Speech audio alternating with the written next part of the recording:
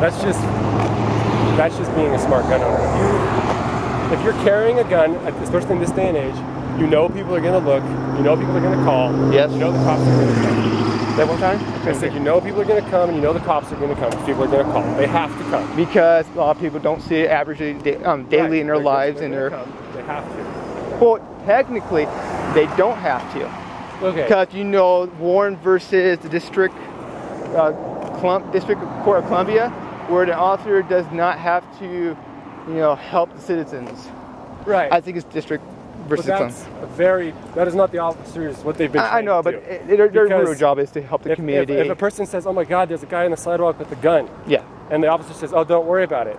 And then that guy decides to go rob a bank, it's that officer's fault. But, okay, but it's just, in a way that's kind of contradicting about our rights too, because not every person, you can't blame 0.0001992%.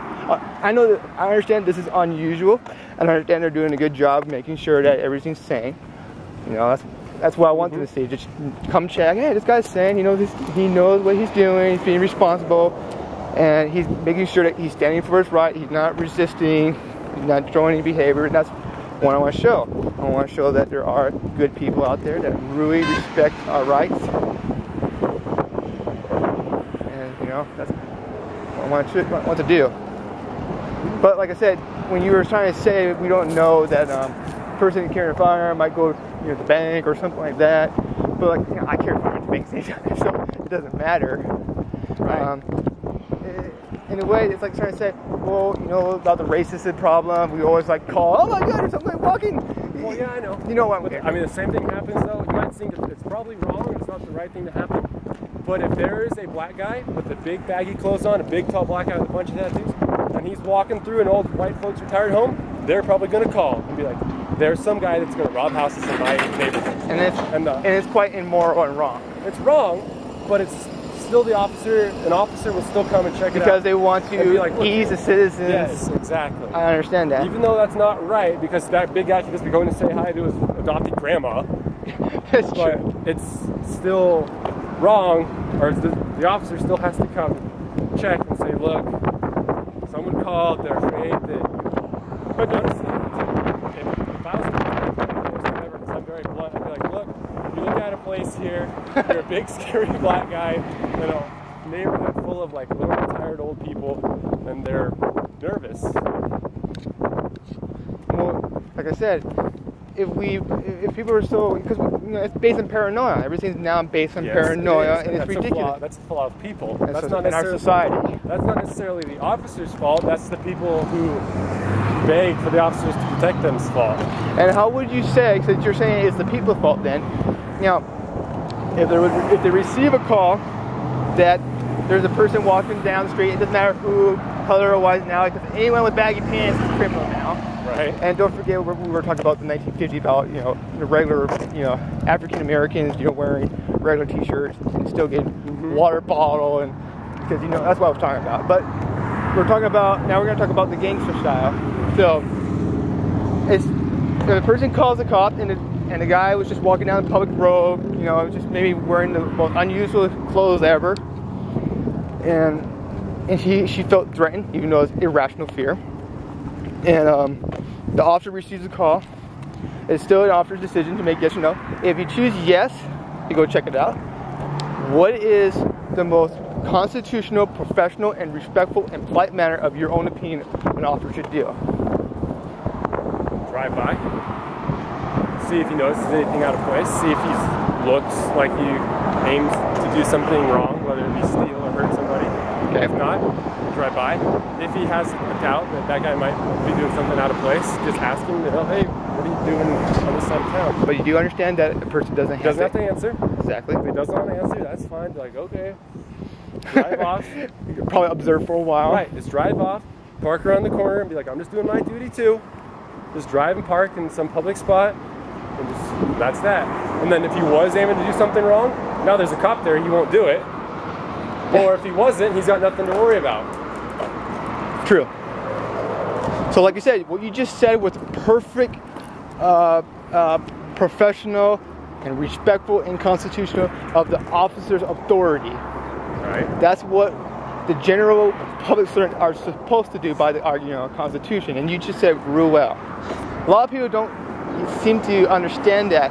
They just want to base everything on irrational fear. They want to base numbers on the most smallest infractional.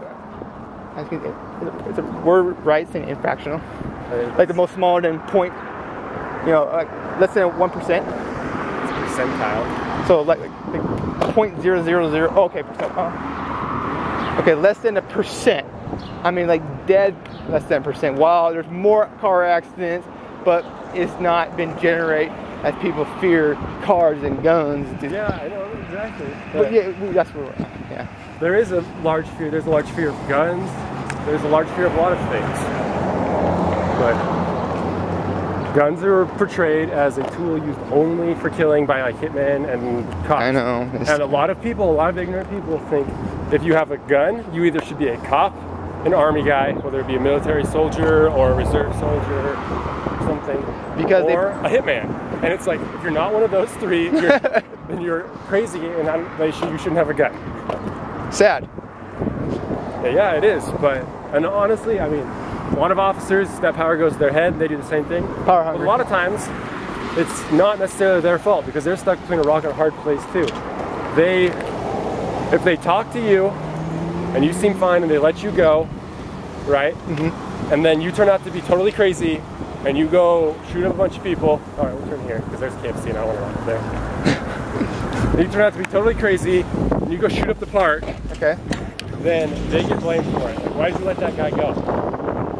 But then if they stop you and take your guns and search you, then that's a violation of your rights. Exactly. So the best thing they can do, is observe. And if they want to do a meet and greet with an individual, the individual want to do the least amount of, cooperating.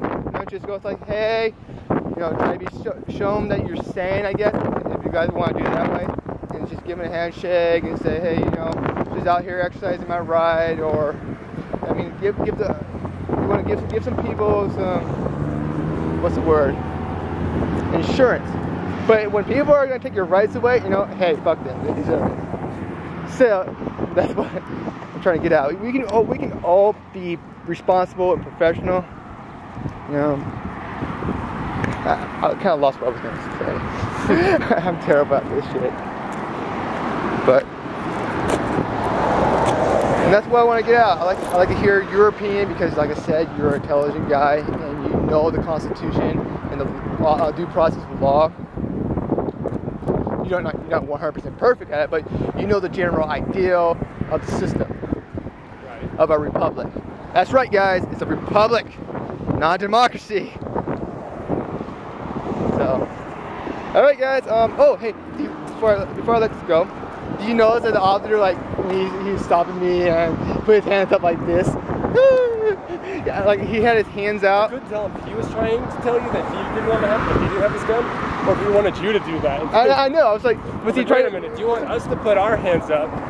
It's like, but that you can't force someone to do that. I can have my hands in my pockets all I want. Or you trying to show me that you don't have your hand on your gun and you just want to talk. It's like I couldn't figure it out. Just put your hand out the window and say something.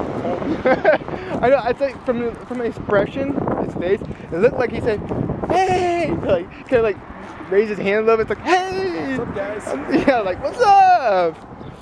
It was kind of unusual. I've never seen, out of so many encounters I have, an officer do that. I thought he was you gotta have one. You gotta have a bodyguard. Because cops always have one. True. You always notice that about a police officer. They have the smaller guy. Oh, he's not really. The other guy's not really small. But the younger guy, the young, strong guy that comes up and talks to you is always that guy. True. And then there's always the big old guy. Yeah. He was like silent. Same thing. It happens every time. It's always easier. There's been tons of psychological studies done on it. That people will follow directions better if there is more than one person telling them what to do. So if one person tells you, I don't know, put your hands up, right? If a cop looks at you and says, you should put your hands up, like, put your hands up, you tell them no. But if there's 4 cops and they all say, put your hands up, you're more likely to put your hands up. Because it's just one cop. Because there's intimidation. It's intimidation thing. The same thing happens if you have a group of friends around you and one friend says, eat the worm.